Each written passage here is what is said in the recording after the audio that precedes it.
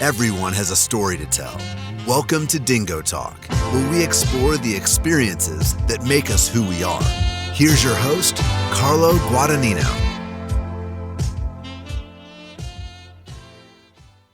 What's going on, Chuckleheads? I am Carlo Guadagnino. Welcome back to DingoTalk. This week we will not be in the OAC or anywhere in Division III. But before I get into that, let's go to the social medias and where you can find us and listen to us.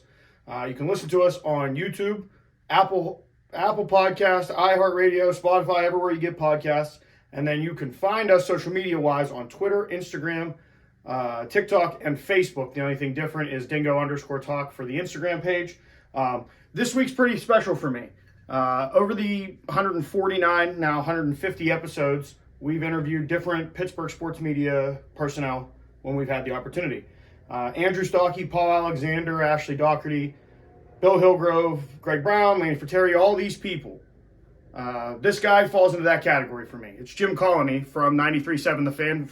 Recently semi-retired, but the last two Saturdays, he's been the pregame show for Bob Pompiani. We're going to talk to Jim about how he goes from the University of New Hampshire, makes his way to Boston, does the play-by-play for high school and college, then finds his way to Pittsburgh, leaves Pittsburgh, comes back, works with Mark Madden at ESPN Radio, has a show called Who Wants to Win $15, which, if you've listened to the past couple episodes of him on Saturdays, he's brought it back. And, you know, why retire? Why retire now?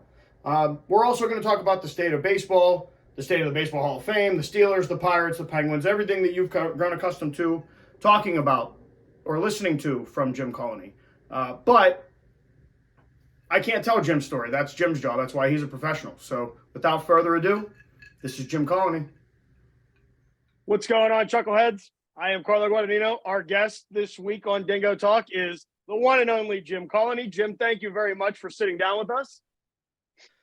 Not a problem. You've been very persistent. So let's get this show on the road. Absolutely. So the first question I have to ask you is, do you want to win $15?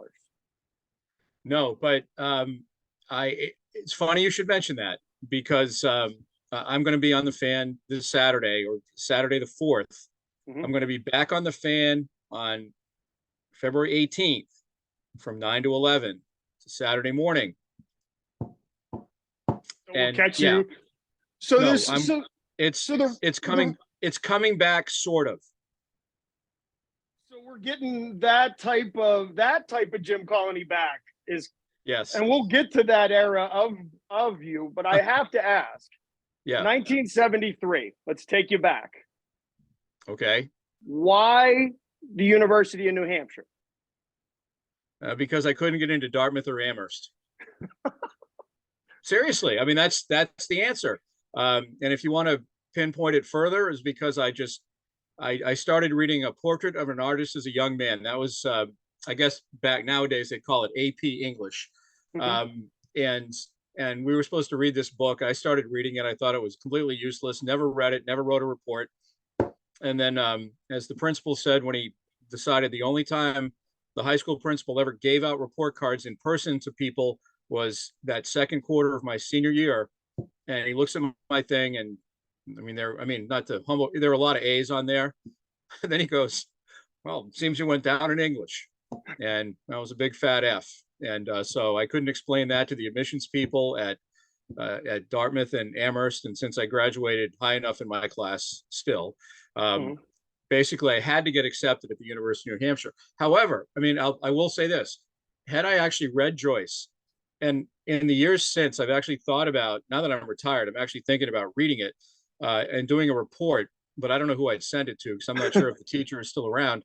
But because our 50th reunion is coming up. But after watching the Banshees of Inisherin, I think that's probably what A Portrait of an Artist of a Young Man was like. So I don't think I missed a whole heck of a lot. But had I gotten into Dartmouth or Amherst, would I have met Linda? Probably not. Well, that was a winning situation for me. And that is, so you met your wife at University of New Hampshire? Yes, right. A communications guy, that's not where your degree went. You got a degree in history. Why history? because I like history. I like that. That was pretty much it. No, I enjoyed it, and I went through. I tried an English major, but again, there were too many James Joyce books to read, so I kind of got out of that, and I ended up in history. My idea was to be I wanted to be a high school teacher and like a social studies teacher and a basketball coach. Mhm. That's what I wanted to do. And I was taking some education credits at Keene State College in my hometown to get some education certification. And then this radio thing came along, and you once you get the bug and it bites you. And back then it was quite a bit different. And so I ended up stumbling into radio, and I liked it, and I started becoming semi-successful, and then I just stuck with it, and it brought me to Pittsburgh, which actually was a pretty cool thing. How do we get from 108 coming to Pittsburgh in 91? Because I needed a job. See, there's a lot of failure in my there's a lot of failure in my background. But part of it is, and in the radio biz, and everything has changed so much. I'm sure we'll get into that later. But I've been fired, but in radio, never for cause, in terms of because I was bad at what I was doing, but just circumstances and different things. And I guess if I'd been better at what I was doing, then I would have been more indispensable. But that's just kind of the way it goes. And back then, like I said, it's different now because I still work part-time for a big company, Odyssey, which owns radio stations all over the country. And then the evil empire, which is Clear Channel or iHeart, they own basically all the rest of them. And then there's a few other slightly less large companies, but they own, it used to be that, and there were stations around here. And you can talk to, friends of mine, like Eric Hagman, a really good friend of mine, who started out in Connellsville. And there were small stations, and you still have, the guys that got started. Guy Junker started in Beaver County, and they still do stuff. But there were very few of those locally owned kind of mom and pop stations that are around anymore. But back then, you could do a crappy talk show in my hometown for 45 minutes when there were no cell phones. I don't have any recordings of that. If I did, it would be embarrassing how bad it was, and how somehow I ended up making a career out of it. But there were small radio stations where you could do high school play-by-play. You can still do that here locally. But anyway, in terms of getting a start and learning how to do radio, and I did none of it in college, but you could go onto a small town radio station and basically be not so good and get better at it and learn on the job. Can't do that anymore, because even at small radio stations, they might have one local program. And then the other programs they have are voice tracked, and they're imported, or they're national syndicated shows. And that goes for music. It also goes for sports talk and news. And it's just it's kind of sad, but that's the way it is. And obviously there was no internet back then. And my internet, I'm going all over the place here, but if you've heard me on the radio, this is kind of how I roll. My idea of the internet was listening at night to FM, or not to FM, because there wasn't really FM back then, but this is a different kind of a clear channel, small letters, radio stations like KDKA. I could listen to Pittsburgh Pirates baseball games in my bedroom in Spofford, New Hampshire. I could listen to, and I added this up one day, it's over, I could listen to basically half of the Major League Baseball teams in the early to mid 70s that were on, KMOX in St. Louis. I could get that in New Hampshire. Baltimore, Washington, Detroit, Montreal, Chicago, Cleveland at night, the New York teams. You could get all that stuff, and that's what I listened to. I listened to out of town radio, so that was kind of like the internet for us back then. And now of course you can get an app. You can get the Odyssey app, you can get the other guy's app. You can get satellite radio. You can listen to anything, anywhere, and it's changing a lot. But back then you could basically suck on the radio and then get better at it, and then finally suck a little bit less, and eventually end up in big markets. Like, my goal was to get to Boston before I was 30, and I did. And then, circumstances, I lost a job in 1991, budget cuts, because I worked for a KISS 108, a really successful FM radio station in Boston. Matt Siegel just retired recently. He was the morning show guy there forever. And so they decided they didn't need me. And so they cut me and several other middle management type people. And so I needed a job, and I had sent tapes out 7 years before that when I lost a job, same deal, in New Hampshire. And this is boring, but this is one of my favorite stories. So I'm working at a station in Manchester, New Hampshire, which is like the big station in town. You know, I did some college basketball there, Southern New Hampshire University, which advertises here now. It used to be New Hampshire College. Anyway, so it's bought by some people that were sports figures in Boston. And I'm thinking, hey, this is like the greatest thing ever. You know, these guys I used to they're buying my radio station. So now, man, we're really going to go to town. So the change starts to take place. They bring in the general manager, and he says, hey, he goes, you know, Jim, he goes, when I found out I was going to get this job, I've started monitoring the station. I've listened. He goes, you know what? He goes, I think you have major market talent. I said, I really think that you're going to have a chance to, you know, to make it in a major market if you keep at it. And I'm thinking, this is the greatest thing ever, but we're going to have to let you go, because they eliminated the sports job.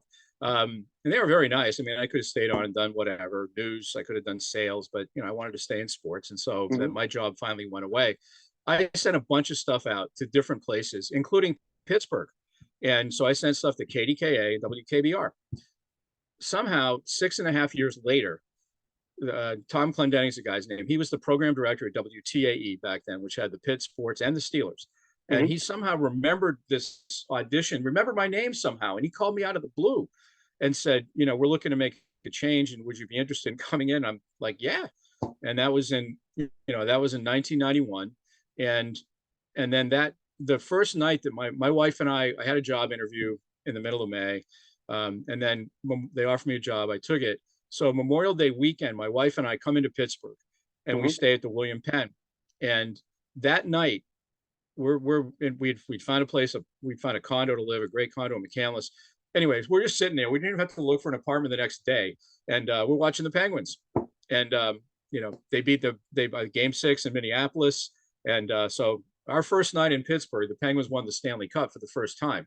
And, you know, so, and then things took off from there. But man, how's that for a long story? You got way too much. Is that TMI? Is that what the kids say now? No, you know what? I like that, because that eliminates the top half, and that gets us into the next set of questions. Plus, it's your story. I guess. But I believe the kids are saying TMI now. I don't know. My girlfriend will tell you. I'm not up on all the initials and the lingos and all that. Let's play lingo. Oh wait, that's a different thing. Never mind. So while you come to Pittsburgh, and I got to point it out, I had Greg Brown on last season, and he pointed out when he came to Pittsburgh, the Pirates started to lose. You, on the other hand, come to Pittsburgh, and the Penguins win the Stanley Cup. So two polar opposites there. Well, you know what? I'll tell you, you know, I had a really good run, and even in Boston, and the Patriots were on the wrong end of that Super Bowl, but that was a pretty good run through the AFC, and then the Celtics, you know, they only won one title when I was there, but I got to cover NBA finals in Houston and LA. I went to the Lakers victory party. We kind of crashed it with a friend of mine. But I covered two Stanley Cup finals, which again, they got obliterated by Edmonton, but nonetheless, it was covering a Stanley Cup final and watching the Bruins win in Montreal, which they had never done. And then the Red Sox, well, I was there, you know, I was at Shea Stadium in '86, but I was there for the comebacks as well in Anaheim. And you know, the '86 was an interesting run, and then I get to Pittsburgh and the Penguins win two Stanley Cups in a row. And the Steelers, although they underachieved in the playoffs, didn't quite get there. But when, you know, Chuck Noll's last season was not a good one, but then Bill Cowher came in, and then the Pirates were in the middle of their run, which, you know, we all know what happened in those, when they probably had the best team in baseball, at least one of those years, you know, 91, 92. Some people may say 90 was better, but that was before I got here. But that was a pretty good run that I was on there for a while. And then, you know, the Steelers had always been a constant for the most part. But yeah, I've been pretty lucky to cover a lot of teams that had a lot of success. Now, while we're in the 90s, let me ask you, the Pirates and the way that game played out, is it Barry Bonds' fault? the error Well, before Barry Bonds? There's a lot I know that that goes into that. Well, there's a bunch of different factors. One is that Barry Bonds was a Gold Glove outfielder. Mhm. Emphasis on glove, not arm, and he just didn't have a great arm. And I know that Andy Van Slyke has said, certainly since, that he was trying to get Bonds to move over, and if he had moved closer to center field, and if he didn't have to circle around to field the ball, that he would have had a better angle to throw home. Mhm. So I'm not going to, I don't want to say it's his fault. Quite honestly, it's Chico Lean's fault. That was a play that, see, people always forget about that stuff. I know in Pittsburgh, and this is predating even me, since I was only 4 when this would have happened. But I mean, Hal Smith, or Tal Smith, Hal Smith, the home run that he hit in the 8th inning, Mhm. that was huge. I mean, if he doesn't do that, and there was also a call that could have gone against him if there were a replay back there. I believe there was a play at first base that had it been reviewed, it would have gone against the Pirates, and the Yankee runner would have been safe because he pulled his foot. Mhm. But anyway, there are always these other plays that lead to plays. With the Red Sox in '86, there was the pass ball / wild pitch that the pitcher blames on the catch. To this day, Mhm. the pitcher and catcher both blame one another. But if Chico Lean, who was one of the best fielding second basemen, makes a play, then that game's over. And that's a routine play for him at that point, right? Right. And did Stan Belinda get squeezed? I believe he did. And the umpire, I can't remember which umpire, if it was McSherry that got sick. One of the umpires got sick, and then there was a different home plate. There are so many different things that happen. Pirates should have won. Well, they didn't. But if you look back at other games, you can always say, if. Mhm. But if Jesse James caught that pass. Well, he did catch the pass. He did catch it. We all know he caught it, but I know. And then they changed the rule afterwards. Thank you very much. Mhm. But too little, too late, kind of a thing. But it's there's always there's hindsight 2020 and all that other stuff. But the Pirates, they had a great team. But there have been other really great teams that didn't win World Series because of different circumstances. And it's like any given Sunday, and if it comes down to one game, you can go back, you can go back all over the place. Mhm. And it was fun to be part of the ride.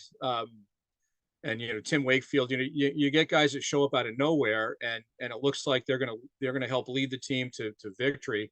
Tim Wakefield, by the way, couldn't get into a post-game spread at Three Rivers Stadium because he didn't have the proper credential, and Eric Hagman and I happened to be there going in at the time, and so we're saying, like, that's Tim, nice game, and it's like, yeah, thanks. And the guy, and I said, wait, you're not letting him in? And they said, he doesn't have the right credentials. I said, Tim Wakefield, I mean, you got to let the guy in. So that was kind of fun. But there's a lot of, like I said, and then obviously after 1992, things, we know what happened over a number of years, and then it's happened ever since, the little 3-year run. But at least there have been enough, there's a lot of frustration involved, which I guess we'll get to later, in terms of what the Steelers could have done and didn't do with the talent that they had. It's frustrating, and yet at the same time, as long as the team is relevant, although I think right now, to skip ahead, the Steelers are settling for just being relevant instead of being competitive. But anyway, we'll save that for later. Well, the last question, I want to stay just on the baseball side, more national sport of baseball. So 2 years now, we've had Hall of Fame ballots have come out. They've gone out. They've come back in. Both years, one guy goes in. What's the problem with the Hall of Fame voting? That there aren't any Hall of Famers. I don't blame Ron. I know Ron Cook. He hasn't. I don't think he's voted for a guy for the last 3 years. Mhm. And I don't. Ron and I are pretty much the same age, and yet we don't. We agree on a lot of stuff. Probably increasingly as I've gotten older. But I don't disagree with him on this. You got guys in there that are very good players. Mhm. Nothing wrong with that. They're very good players. They made a lot of money, and they were really, really, really good. but Scott Rowland didn't strike me as a Hall of Famer.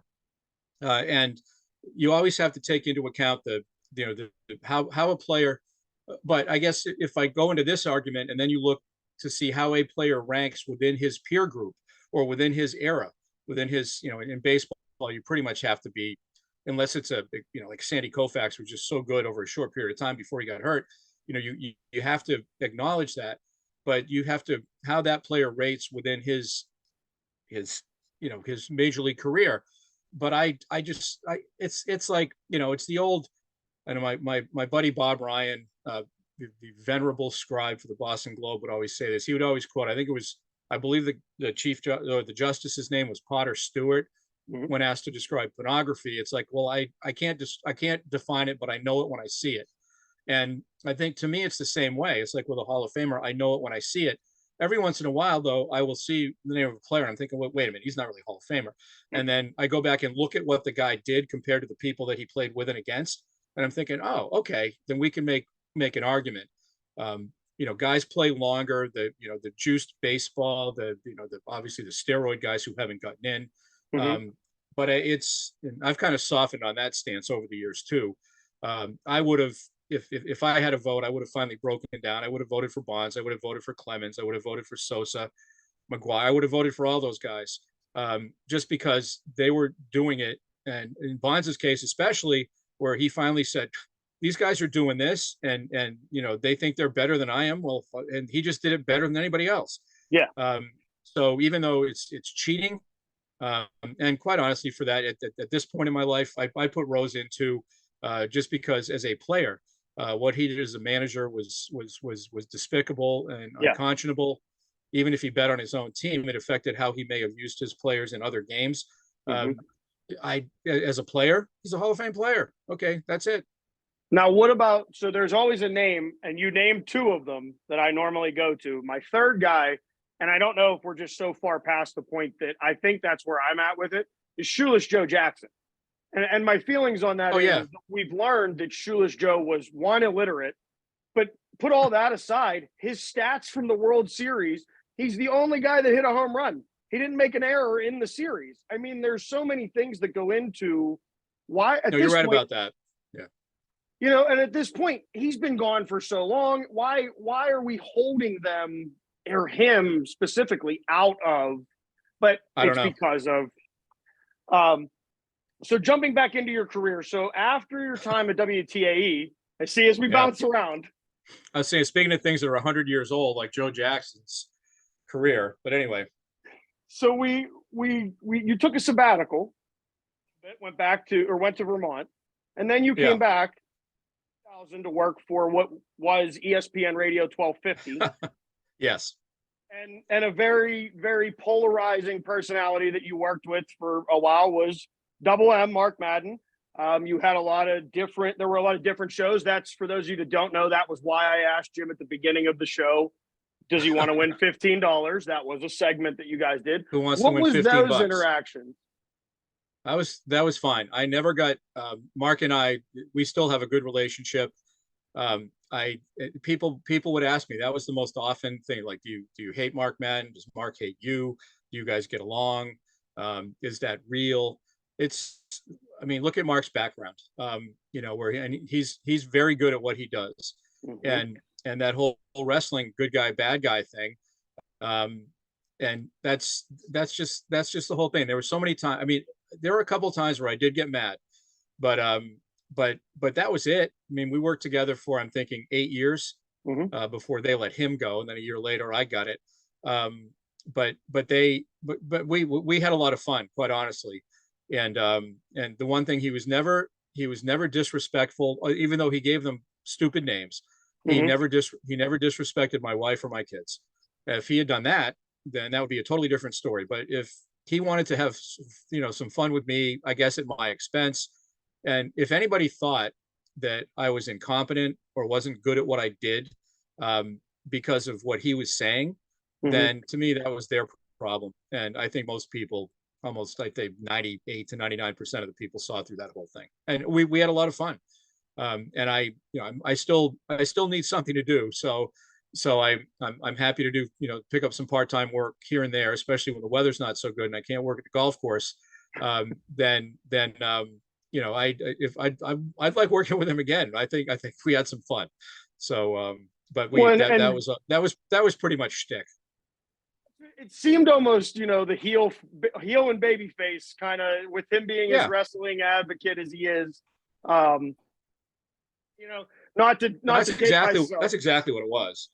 Not to date myself, but I can remember Friday afternoons driving from the South Hills to Plum with my dad, and 3 o'clock hit, turn it up, because it's more. It was Double M and Jim. So when 2008 gets let go, 2009, you go to ESPN. ESPN starts to fall apart, or not fall apart, but it's going on towards the wayside. How does the fan come about? I don't know. I had to sign a non-disclosure agreement when I talked to him, so I can't tell you. But it was funny because they finally had a reason, I guess, to get rid of Mark in 2008, and they did. And I think they got rid of him. It might have been right around during the playoffs. I'm not sure. I do remember this, that I lost my job at ESPN when they laid 5 or 6 of us off. Mm-hmm. It was the day after the Penguins beat the Carolina Hurricanes to win the Eastern Conference. They just swept them. And so they're going to go back to Detroit. Well, eventually we found out they were going to go back to Detroit in the Stanley Cup final. And I'm thinking, okay, this will be good. So I get a, the program director says, hey, I need, when you're done, I need to see you. I'm like, okay. I'm thinking we're going to talk about how we're going to, what the coverage is going to be for the Stanley Cup final. And so I walk out in the hallway, and I turn left toward his office. He goes, no, we need to go in here. And I said, oh. And by that time I knew that they'd already fired the office manager. And I'm thinking, holy crap, I'm going to get fired.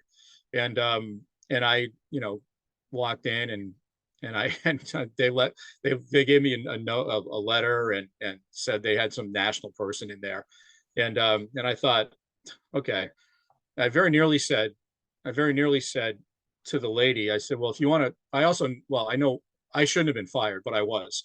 Because I was making more money than some other people that didn't get fired. But I almost said, if you want to make some serious money, fire those 2 people, pointing to my bosses. And I ended up working for one of those guys later on. So it's probably a good thing I didn't say that.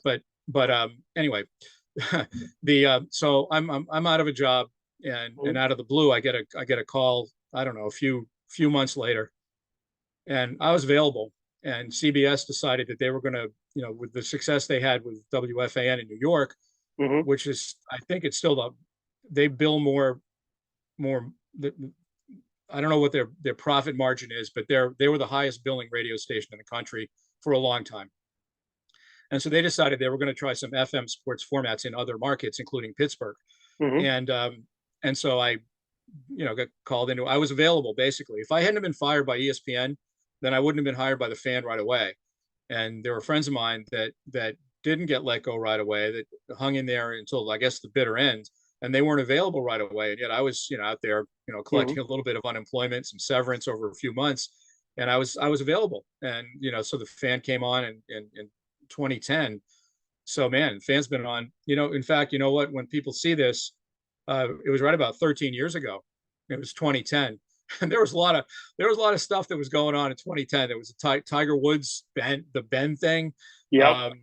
That all this stuff happened. It was an Olympic year with some Penguins playing in the Olympics, but it was, the station came along at the right time, and it's been highly successful.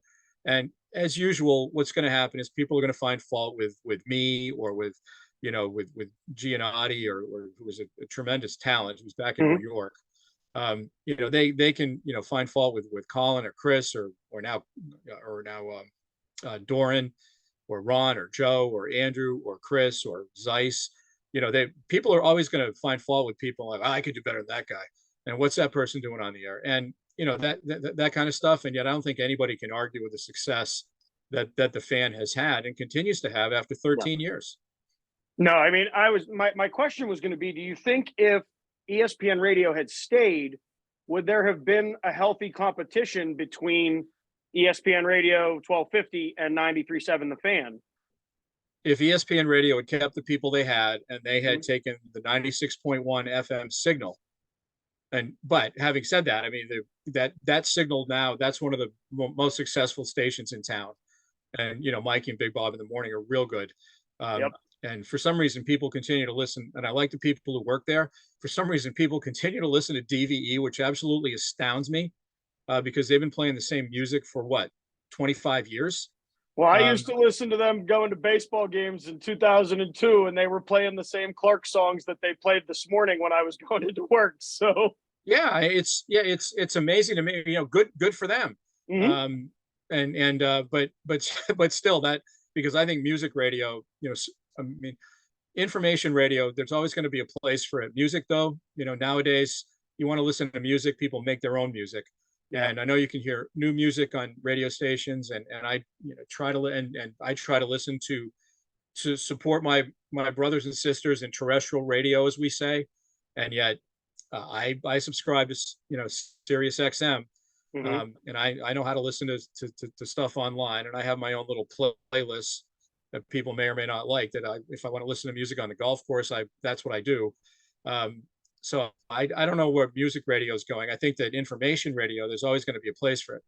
Mhm. But like I said, that I went all around the board. But if 96.1, if they had taken, and that used to be where we would simulcast at TAE, and I Mhm. can't remember what their call letters were at the time. I think when I got here, they switched to Variety 96, but you could hear Steeler games on both the AM and the FM.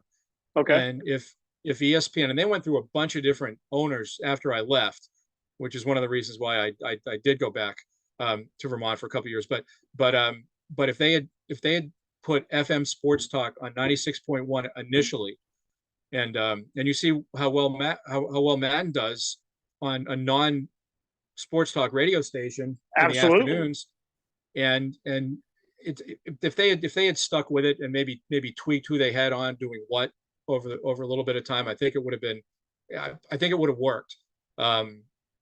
But and yet at the same time, Pittsburgh's not a big market anymore. Well, it's a big market, but it's not a major market anymore.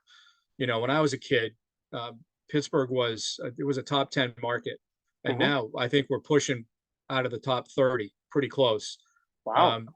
Well, when you think about it, you can go look it up. I think we're down to like 26 or so, Mhm. 26 or 7. I think we're a little bit bigger than Cleveland still, but you get places like Phoenix and Denver and Atlanta. There were places that weren't that big back then, but Pittsburgh's a much smaller market now, and which in terms of radio destinations, it's almost as if people talk about like the Pitt football job all the time, about is it can it be a career job, or is it a destination job, stepping stone job?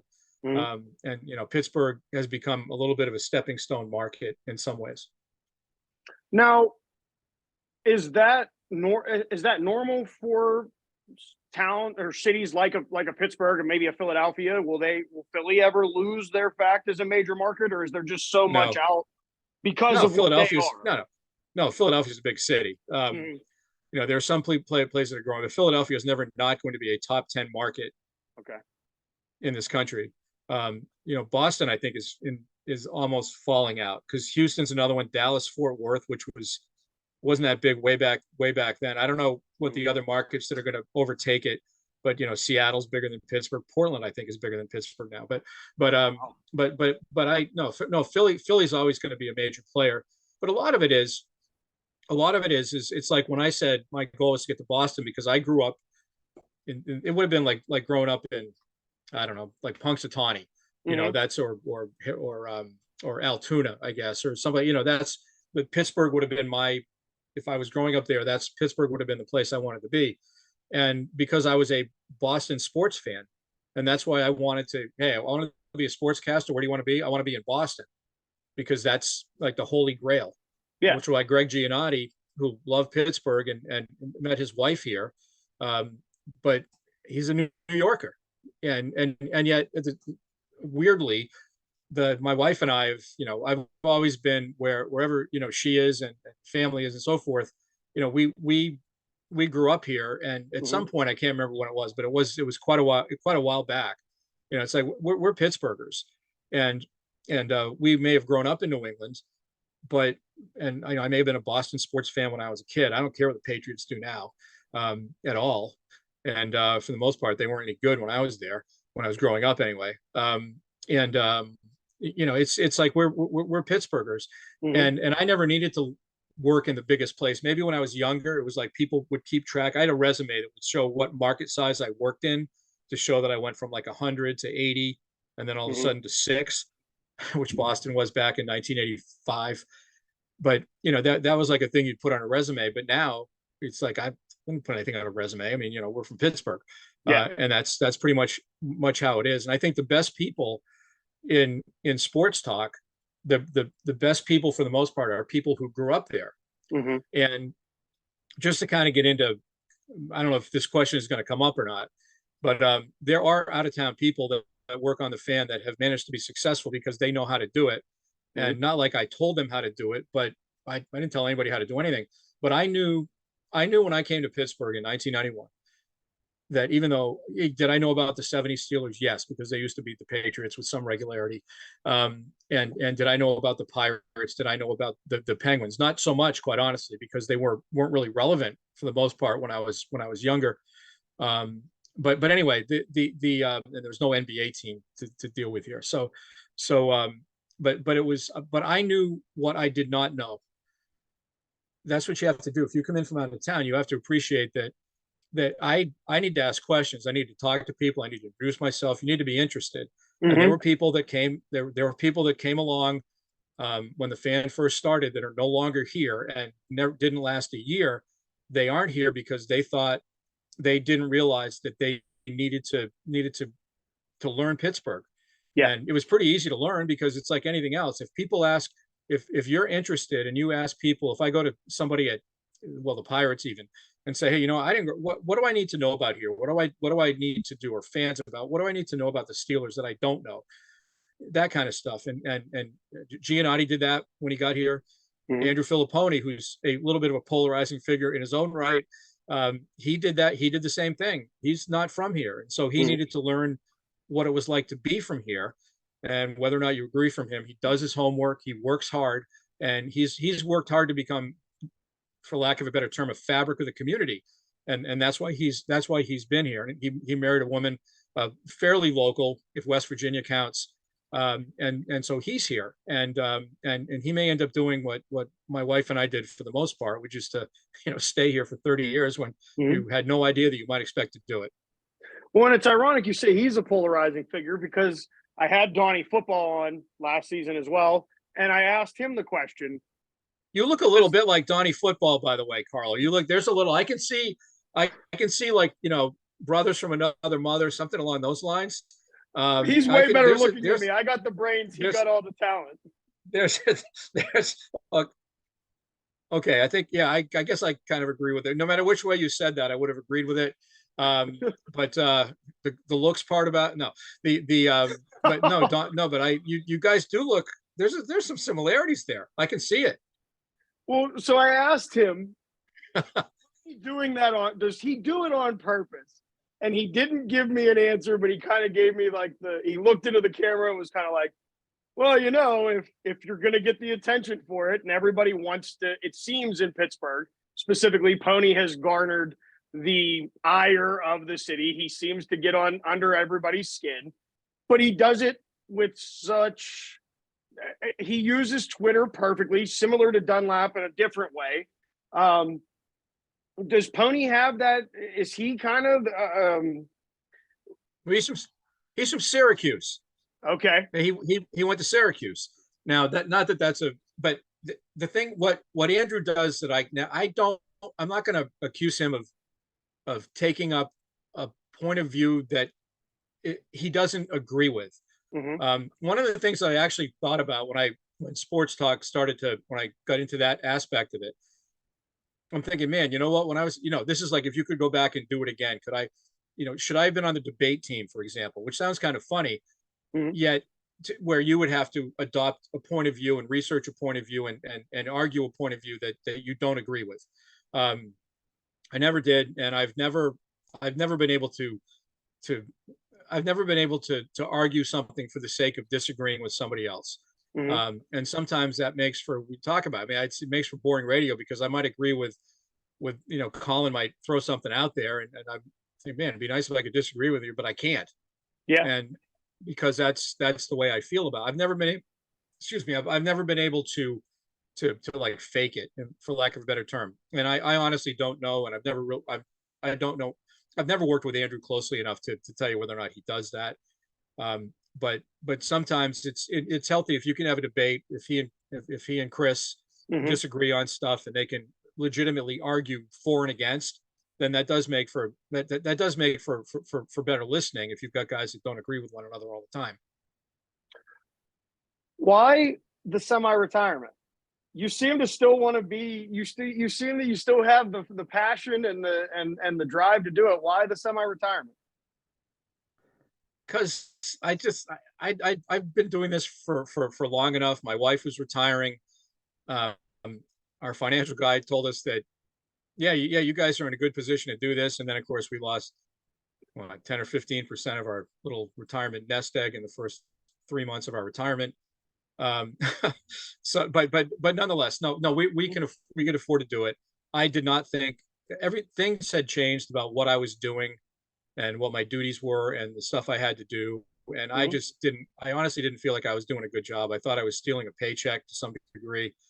And I didn't feel good about it. And so since I told that we were able to do it, and I thought I might be doing a little bit more stuff, particularly with the morning show on a part-time basis, but that's obviously not going to happen. But I'm doing some fill-in stuff like every other Saturday for a couple of hours. And then I come on up to Pheasant Ridge, say hi to Jimbo on the first tee on Saturdays and Sundays and some Fridays once the weather gets better. And quite honestly, I was offered, hey, you want to, finally last summer, I had to say, you know what, thanks for asking, but I don't want to be inside from noon to 4 on a Sunday because when I can be outside.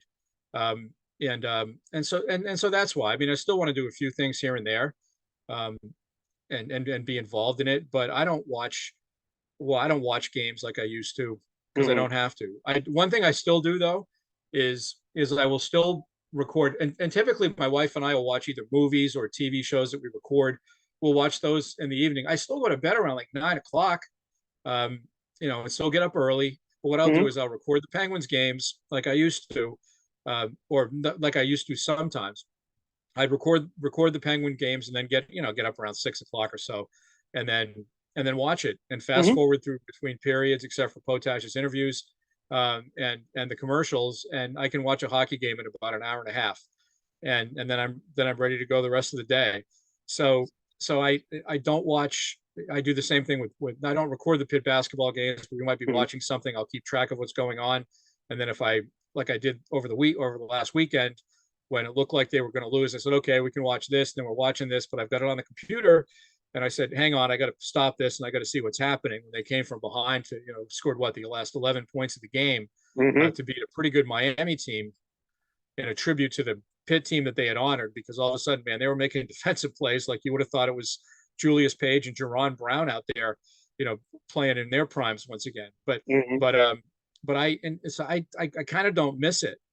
And I don't have to get up at 3 a.m. or 4 a.m. I just don't.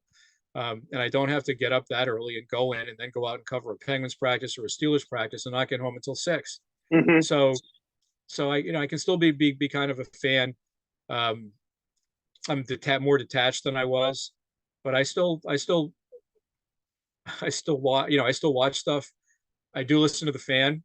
Don't listen to the Fan morning show. Nothing against those guys, unless I get up early enough, or I'm in the car early. I'll listen to those guys, but for the most part, I don't have to. I just don't have to, so I don't. And there's nothing wrong with it. That's the best part about being retired, right? You get to set your own whatever you want to do that day. You get to do it.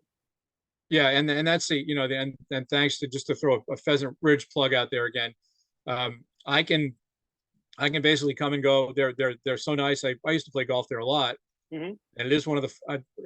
I'm not just saying that because I played there and I worked there, but it really is in terms of the course maintenance and stuff like that. They do a wonderful job in terms of keeping the course up compared to any other public course around here. Anyway, if we feel like taking off, we can do it, and we can do stuff during the week. That's another perk, is that we used to have to. It's funny too, because because we used to think, okay, we've got to do this stuff on Saturday and Sunday. These are the days that we have to do it. Because my wife especially worked like a Monday to Friday job in the GI lab. My hours were a little bit different, which obviously sometimes it was 7 days a week. Mm-hmm. And but now if we feel like doing something, we can do it. We did it earlier today, where we took a drive up to Grove City, did some stuff, got some good deals on a few things, and we're up there on a Wednesday. There's nobody there, and so in the past we couldn't do that before. Yeah. We can just do whatever we want when we want. We want to go to Florida in a couple of weeks, and yeah, we'll go down there. Maybe stop by Bradenton, say hi to some folks on the way back up from Naples. And in the summer, we want to take a couple of weeks off and drive out to visit her brother in Wyoming. Then we can do that, and we don't have to worry about the time, or we can take our time and do whatever we want. Well, and I know that from listening to the fan, Bradenton's you were a big staple down there when you would come down for spring training.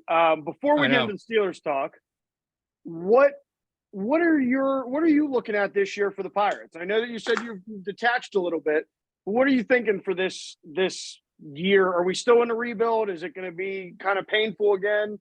What are your thoughts? Yes, and yes, and I think I need another yes in there. Yeah, I'm not sure, but I don't know. The McCutcheon thing is nice, and I think he can still play. Mm-hmm. And certainly with a team like the Pirates, he can actually contribute baseball wise. But I think he needs to, and I believe the Pirates know this. He's like a 4-day-a-week player, maybe 5, with the DH. But they need to start, some of these guys, they need to start developing some of their talent. And they can say all they want about international signing, and that's how we're going to do this, and we're going to bring these guys up. I think in some instances they're not bringing guys. O'Neal Cruz needs to play every day, every inning, unless something goes wrong, and you have to live with his mistakes. And I think even a guy like Castro, if he can keep his cell phone in his locker, guys like that need to play. They need to trust those guys. And it's amazing to me that some of the high draft picks that they've had, that they can't seem to develop an outfielder, which to me should be not the easiest position to develop, but they just haven't been developing players like they should have over the last few years. And whether that's instruction at the lower levels, your best coaches need to be employed in Bradenton, at Pirate City, extended spring training, in the Florida State League. And that's where your best coaches need to be. And I'm sure they're doing that. Yeah. And I don't know all these guys. It's funny. There are so many people when we first started covering spring training, and that was always a lot of fun. I really liked going down there. I didn't have to get up that early in the morning. It really was hard work, but you get there at 7:00, and I leave there by maybe 5 or 6 and go get a few holes of golf in at IMG on the way back to the condo. But it was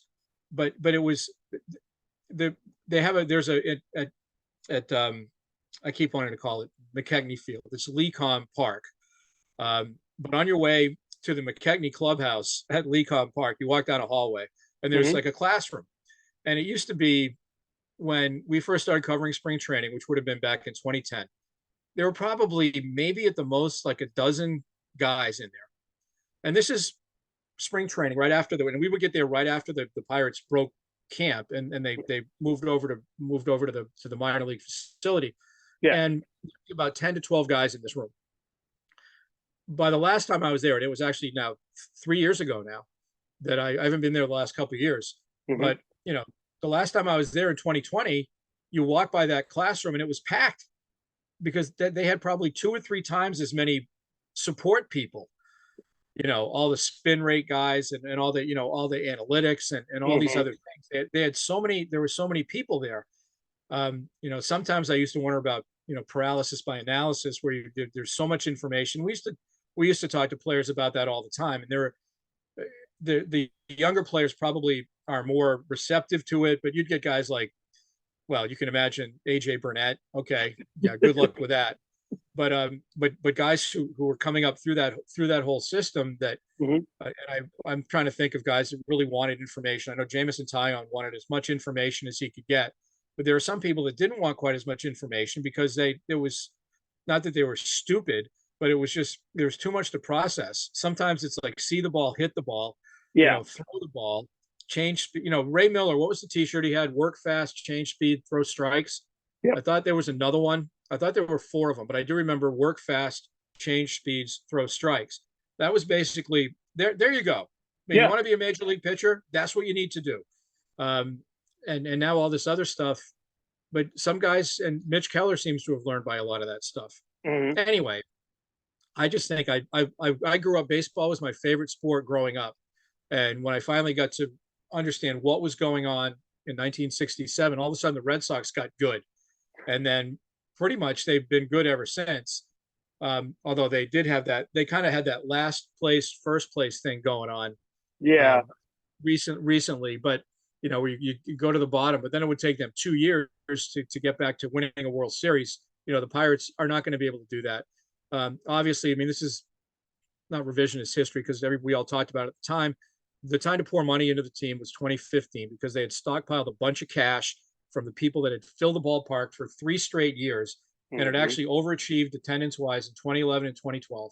And then you had sellout after sellout after sellout for 3 straight seasons, and all the TV money and everything else, and all the money that team made, and the money was not put back into the major league operation when it could have been. And there was no reason they couldn't have had a payroll of at least $150 million back then. And now, okay, you've got to build it back up, and you've got to give Cherington and his people a chance to do it. But it looks like they've got some people in place, but they'll end up trading Brian Reynolds the same way they traded McCutchen for Reynolds, which actually was a great deal for the Pirates. Mm-hmm.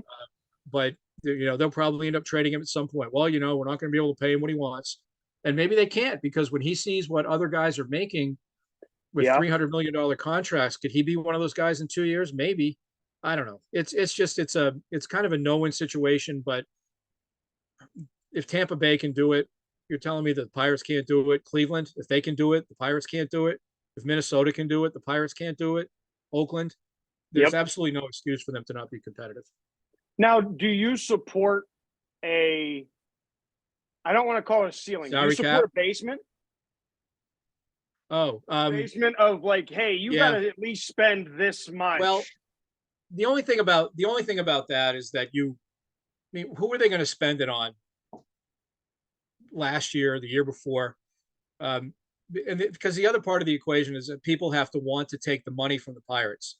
Yeah. And unless you're somebody like Andrew McCutchen, who look, I haven't looked it up recently, but how much money he's made over the years in Major League Baseball is well over $100 million. Yeah. Probably 150. Although, when he signed his extension, that was a good contract for the Pirates. That was like the last good contract. And then when it got to be too, quote, expensive for them, which it really wasn't, and they got Brian Reynolds, and he still came up by accident. Jason Martin was the guy who got called up first, and then he got hurt. And I don't know where Reynolds fit in their plans, but then he just arrived and started. He was successful right from the beginning. Mm-hmm. And so there was no way they could send him down after that. But, they need to get more of that. Sawinski, I don't care if he strikes out a bunch. That's what everybody does in baseball nowadays. Yeah. Play solid outfield and hit some home runs. And if you drive in enough runs, that's, you want to score runs. It is annoying because I know when I was a kid that the worst thing you could do is strike out when I was growing up. And I did a lot of it when I was a kid, which is why my baseball career was cut woefully short at the age of 12. But strike. Who knew that strikeouts would be cool? But I never hit any home runs either. So anyway, that killed that. So, I guess my last question. We'll stick with the Pirates, and then we'll bounce over to the other black and gold team that as you said underachieved, and is really settling for being. People actually watch this thing for like an hour. Yeah, we get like 60 or 70 people. They tend to slip on through. That's about the amount of fans I have in Pittsburgh. So yeah, I'm just trying. So if there was a guy in the minors right now for the Pirates that you think should be up there with O'Neill and Jack that needs to get that everyday playing, is it Henry Davis? No, it's the other guy. It's the other guy, Rodriguez. Yeah. Was another guy they got in a trade. Yeah, I don't know. That brings me back to it's funny because the whole developing outfielders thing, which isn't happening, and they've how many middle infielders have they either drafted or traded for over the last few years? Tons of them. Yeah. Tons of them. Well, Mercado's there. There's Piguero. There's well, guys that they drafted like Cole Tucker that as delightful a guy as he was, just didn't work. Yeah. But they drafted an outfielder like Travis Swaggerty. Really, whoever saw anything from that guy? I know he had some injury problems, but and then when they did have an outfielder and like Austin Meadows, and they traded him as part of that, one of the worst deals in team history. But they drafted a lot of those guys with the idea that they move them to the outfield. And I think O'Neal Cruz was one of those guys because he has the frame and the arm. I mean, can you imagine him? Not that he's Dave Parker or Clemente, but still, that arm from right field, or maybe at PNC Park left field. I don't know. But at any rate, they just haven't been able to develop outfielders. Henry Davis or Rodriguez maybe has more position flexibility.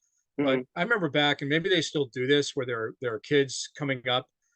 I remember one of my kids played high school. He's pretty good, but he didn't hit well enough. And it was, if you hit, you played. And he was a better fielder than a lot of other kids. But he, but if you hit, you played.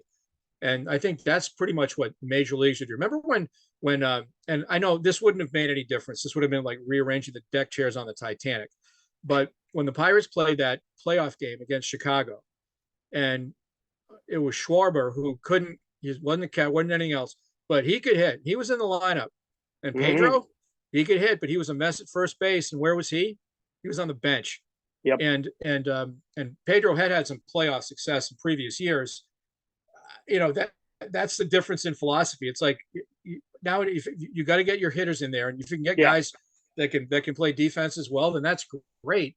But don't put a premium on hitting, and that's where Davis may end up making it. I don't know, but if you've got two guys who can catch, and now there's a DH involved, you give them a day off. But if you can play them someplace else, and there were guys. Again, I'm going all over the place here, and this doesn't happen all the time. I know Jason Kendall, I think, played other positions at the end of his career, but a really good case in point is Craig Biggio. And not that either of those guys we mentioned is going to be a Hall of Famer, and yet Biggio was a catcher starting out. And where did he end up going? He ended up going to second base, and I think he ended up playing outfield at the end. And there's another example that escapes me for the moment, but it's possible to do that. I mean, well, Neil Walker was a catcher, and then he ended up carving out a nice career as a second baseman, again by accident.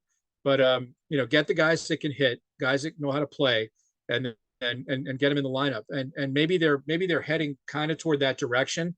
But I need to see. I'm impatient by nature. I want to see guys fast tracked a little bit more than they have been.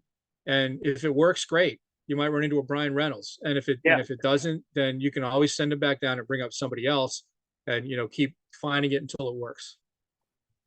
Now the other team go across the parking lot. It's not Heinz Field anymore. It's Acrisure. I know. I saw Art Rooney with a nice hat that said Acrisure Stadium, which I don't think I'm going to get one of those hats, but I thought that was interesting that he was sporting that hat the other day. Now, what do you think the state? Because you pointed it out at the beginning of the show where you felt that the Steelers are now settling, whereas they used to be. It was division titles, get into the playoffs, and win. Now it seems that we're more focused on the get Mike above 500, keep the winning seasons alive, be just good enough. What changed there? I don't think they're settling. I just think it looks like they are. They're not. They just continue to think, and they have changed the ways that they're doing business. Slightly. And I know even Art pointed this out when he had his weekly meeting, or not weekly, his yearly meeting, postseason meeting with select members of the media. And I've been in that. I've been fortunate enough to have been invited to that a couple of times. But he never really says too much. No. But none of those guys do.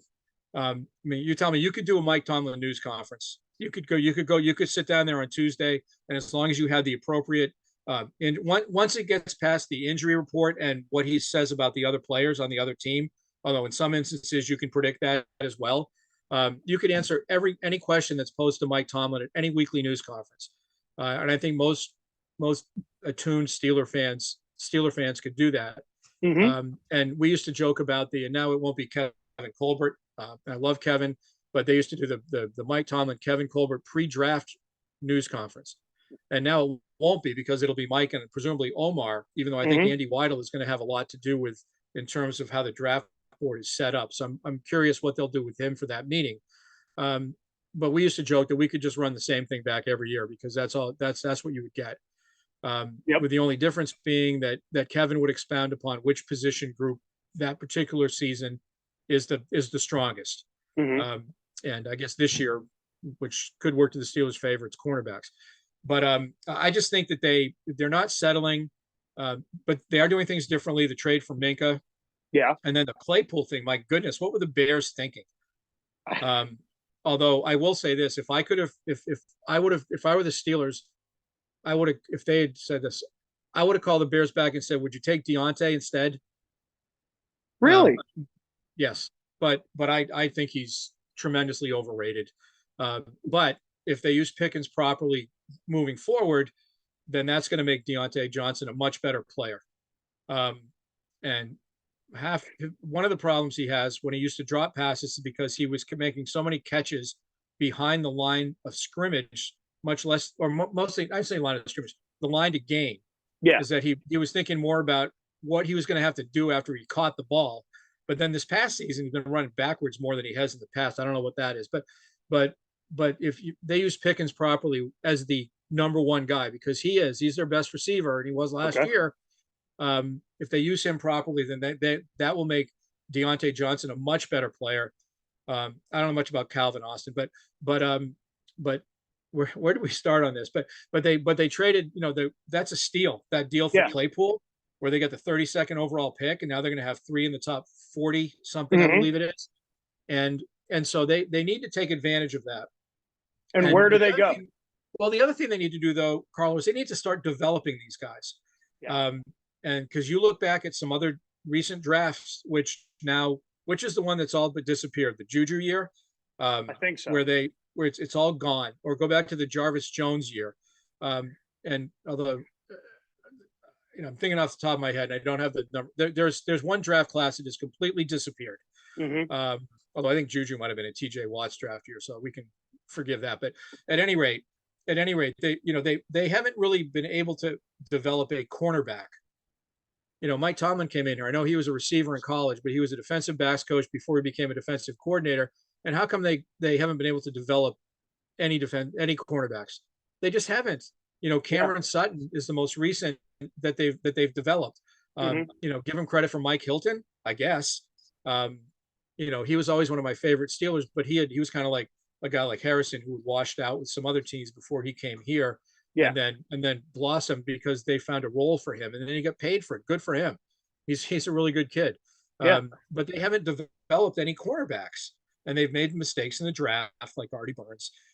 But they haven't developed any other guys. No. And they've had some fairly high draft picks at corner, to the point that people are afraid they're going to use the 17th pick on a cornerback, and they won't be able to develop him, even though there's a different defensive coordinator, there's a different senior defensive assistant, although Flores will probably have a job by then. And there's a different defensive backs coach. People are still afraid that the Steelers just won't be able to develop a cornerback because they haven't proven they can do so.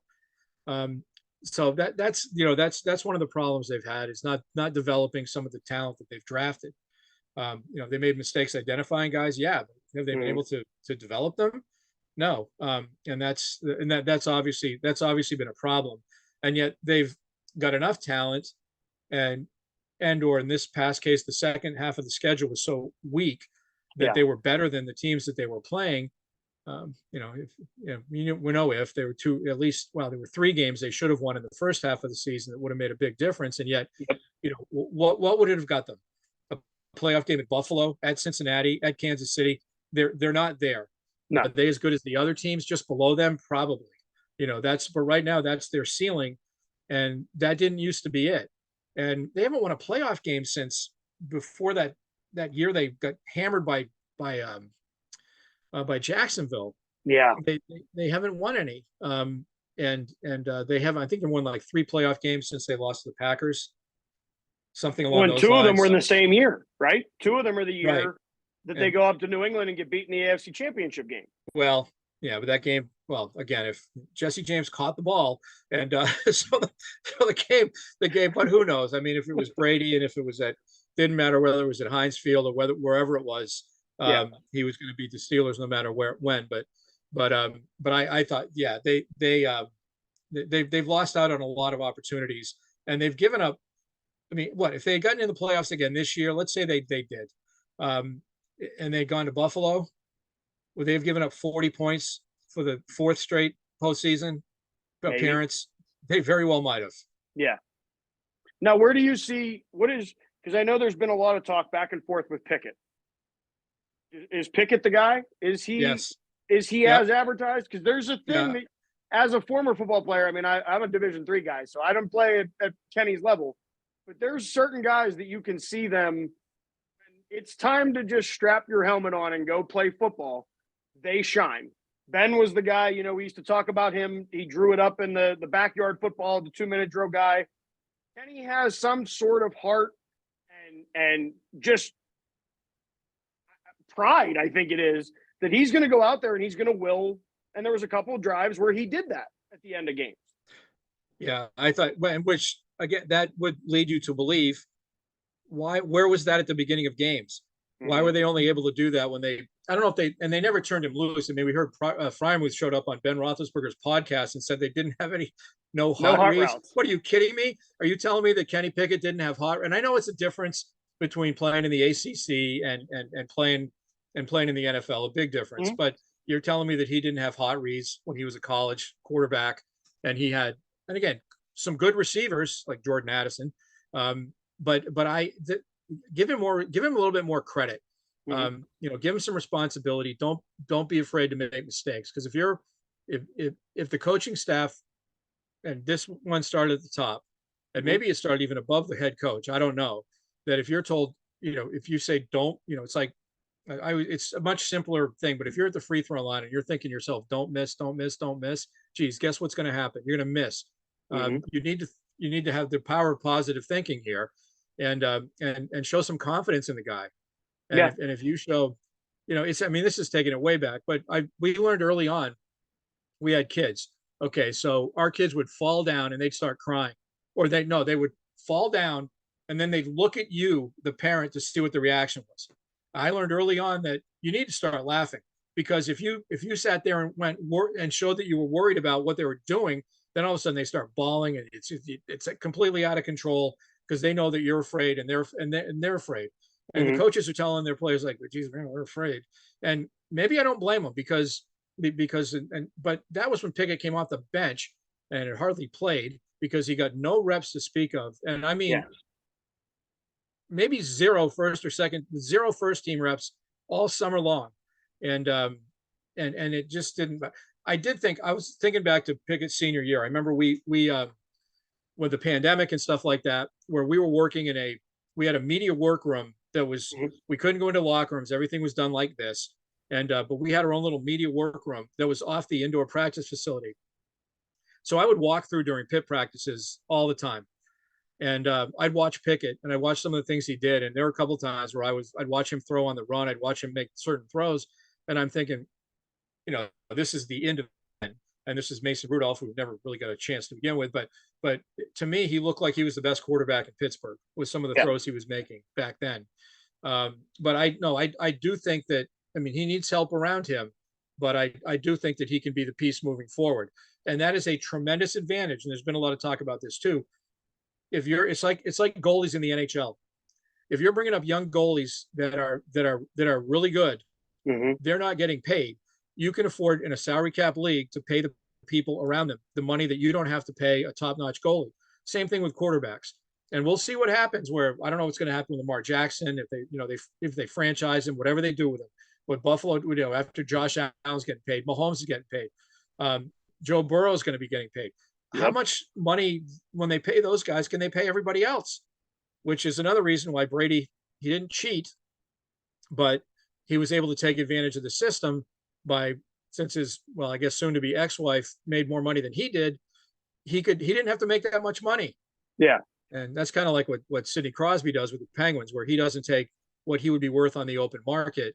But nobody, people even around the league don't complain about it because he still gets paid a lot of money. And plus, he's Sid, and everybody, well, most people like Sid. You should like Sid. I don't think most people do. Even Brad Marchand likes Sid. They're from the same place. And that's weird because Brad Marchand doesn't really seem to like anybody. So no. So the last question. Like yeah. The last question, and then I'll let you get on your way. Was there a question that you were expecting me to ask, and how would you have answered it? What? This is the trick question at the end of every episode now. Was there a question coming in today that you were expecting me to ask you? And if whatever that question was, how would you have answered it? No, because you started off with the Madden thing. That would have been one that I would have expected. Actually, you asked me one that I was expecting and didn't get. You're going to ask me like who my most memorable interview, and my answer would have been not really anybody. Anybody in particular. There was one memorable interview that was the Young Money family interview that kind of came out of nowhere in the Steeler locker room when I was talking to Mike Wallace and Emmanuel Sanders came over, and then out of nowhere, Antonio Brown walked up and declared he was Turk because he was I didn't know who Turk was, of course. He is a rapper who was locked up, which was explained to me later because he goes, once I get out, it is on. And he was absolutely right because it was later on that year he made that catch. I think it was the playoff game against Miami. And then he became, he had a 4 or 5 year run where he was the best receiver in the NFL. And then he went completely off the deep end, which is disappointing because I always liked him. But no, other than that, we didn't talk much Penguins. And then I don't even know what to make of them. But it's I don't know. It's a shame that this year specifically has been very. We don't blame it on age, but I mean, the goalies have basically forgotten that that's what their job is. The defensemen seem to be out of place in positioning. Yeah. It's top to bottom. They should be smarter. If they're, and one of the things, I might get into this on one of my Saturday things, they're giving up goals the first 1 or 2 minutes of every game. And you know who's on the ice when they're doing that? Their best players. Yeah. The guys who are supposed to be their best players, either Crosby's line or Malkin's line. I don't know what other line you'd start these days because Blueger's a shadow of her former self. Carter, you're not going to start that line. And and you're not going to start Drew O'Connor at center against another team's first line. So those guys have been making mistakes, and yet the old guys have not been the biggest problem, other than Chris Letang's health and the unfortunate death of his father. Yeah. They need more from the other guys. I'll defer to I'm a big fan of Josh Yohe, who covers the team for The Athletic, and he does a tremendous job. And the most recent thing I read, that's one of those things I go through it, and then I told him once, I said, I don't read your stuff right away because I'm afraid that if I read it, because it's going to be something I agree with, and I'm going to go on the air and talk about it, and then it's going to sound like all I'm doing is reading what you wrote. But we're kind of on the same wavelength when it comes to things nowadays. And there's, I'm not sure what they can do about the problem. I know Madden has said a lot of the same things in the Trib, and I guess and on the air. But it's just, I'm just afraid that if I had to answer yes or no right now, this is another thing I thought you might ask: are the Penguins going to make the playoffs? And I'm thinking right now I'd have to say no. I don't think they're going to. But I'm never going to count him out. But Jari needs to be healthy. I'm really disappointed that my fellow University of New Hampshire alum Casey DeSmith, he's not playing well right now. No. And he's not getting any help from his teammates. And yet at the same point, you got to stop allowing 5 goals a game. Yeah. And why they can't win in overtime, or why they keep losing in overtime with the people that they have. The one thing I'll say is that the more of Jason Zucker I see on the ice, the better off the Penguins are. Because I love watching him play and what he brings. But I don't know. It's just, things just aren't happening for them right now. Maybe they can go on a run. Maybe the schedule will weaken a little bit, but I don't think it will because the schedules are backloaded with divisional games for all the teams, and that's the way it should be. Yeah. And I know the Islanders just made a trade for Horvat, and I don't know if that's going to, be the big difference for them, but I don't know. But they, there are teams that the Penguins sometimes just look like they can't keep up. Yeah. And again, it's not Crosby and Malkin, although Gino, I'm not as big of a fan of the way he's playing as some people are right now. But those guys need more help. And I don't know where they're going to get it. Well, Jim, thank you very much for taking time down with me. I've greatly appreciated it. I have to tell everybody, I told Jim I was going to have Natty Light today to keep on brand for him, and I didn't because I'm having a little bit of stomach problems, so I've been drinking ginger ale throughout the episode. But there it is, our guy. I specifically went down and took this out of the basement fridge just for this occasion. Well, you know what? I feel like that's an accomplishment in and of itself for us here at Dingo Talk. If you don't know, or just joining us at this point, which if you're just joining us at this point, go back to the beginning because Jim had a lot of great things to say. It's Jim Colony. I'm Carlo Guadagnino. I'm going to now send it to Serenity Brown with the editorial, and we'll see you here in a few moments. An editorial. Welcome back, Chuckleheads, to another edition of the editorial with Serenity Brown. That's Serenity Brown. I'm Carlo Guadagnino. We just watched episode 150 with Jim Colony. Speaking of which, I didn't get to do this with him on the show, so I'm going to enjoy a Natty Light to stay on par with him. But take it away, miss. Number one, long interview. Sitting all the way through it was hard, not because of him. Like he told good stories. He was funny. I like that he was very straightforward and honest. It was just very long. But overall, good interview. Sometimes I fanboy out. That's a fun, it's a fan moment of getting to talk to the guy so you get as much as you can on camera. Was that the only negative? Did I do better at not talking over people? The only spot where it was kind of rough was the beginning.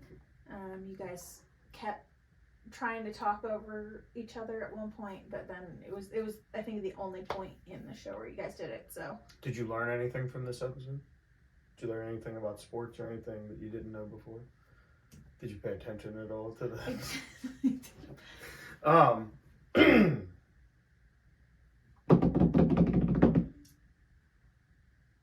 3 people. Do we have them? Any of them? At all? 3 people. I don't know why I have not thought about it. You should. You get a notepad here. Why don't you just write down here? I'm going to write it in your notes.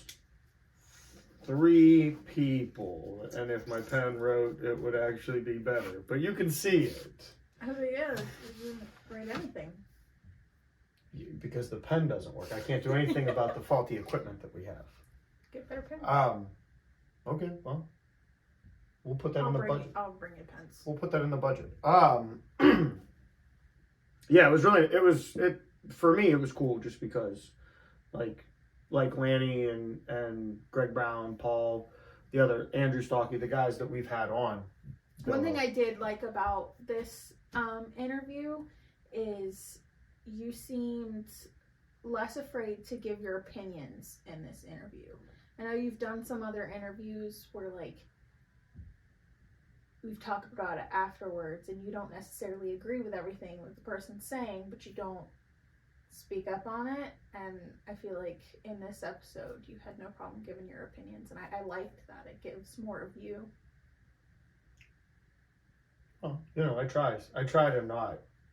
I try to give the guest an opportunity to say their thing. Yeah. But you're right, and it was like I said, it's just cool. It's a cool experience. I get to sit down with Jim Colony and talk to him. That being said, next week we will be heading back into Division III football. We'll be going back to actually we'll be starting anew. We'll be in the PAC with I don't know which coach we're going to start with because we have a couple that have already recorded episodes. Yeah. So it'll be the next 3 weeks. We'll be in the PAC, and then I think we'll jump back into the OAC. But that being said, the litigation is over. Dingo Talk on Instagram, dead. It doesn't exist anymore. Dingo_talk does exist, and that's our page. So you can find us there. Also on Twitter, Facebook, and TikTok. Those are all just regular Dingo Talk. And then on the listening side, Spotify, Apple Podcasts, iHeartRadio, anywhere else you can find your podcast, YouTube to watch it. Do you have anything else?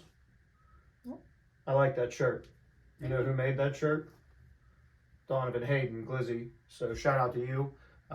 Mac Miller's on the back. You want to give him a little turn around there? It's a nice little Pittsburgh. It was a Pittsburgh themed thing because I Jim's. have no idea if that was in shot. It's probably not. DV will be mad. It's okay. That's what makes this exciting is we can find new ways to piss DV off. So from all of us here at Dingo Talk, I'm Carlo Guadagnino, and I'll catch you guys next week. Thanks for checking out this episode of Dingo Talk. Don't forget to rate, comment, and subscribe. For more info and to contact the show, you can find us on Twitter @DingoTalk.